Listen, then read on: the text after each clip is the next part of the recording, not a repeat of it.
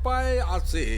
তুই এখনই থানায় ছুটে যা, বলকে তোর বড় ভাই দুঃখী সন্ধেবেলায় ঘরে ফিরে ভাত চেয়েছিল, ভাত প্রস্তুত ছিল না বলে সির মাথায় তা বসে দিছে। আমি নিশ্চিত এ কথা বললে ছুরিটা বেঁচে যাবে। ছিদামের কণ্ঠ শুকিয়ে এলো, উঠে বলল, ঠাকুর, বউ গেলে তো বউ পাবো, কিন্তু আমার ভাই ফাঁসি গেলে আর তো ভাই পাবো না। কিন্তু যখন নিজের স্ত্রীর নামে দোষারোপ করেছিল তখন এই সকল কথা ভাবেনি। তাড়াতাড়িতে একটা কথা বলে ফেলেছে। এখন অলক্ষিতভাবে মন নিজের পক্ষে যুক্তি এবং প্রবোধ সঞ্চয় করছে।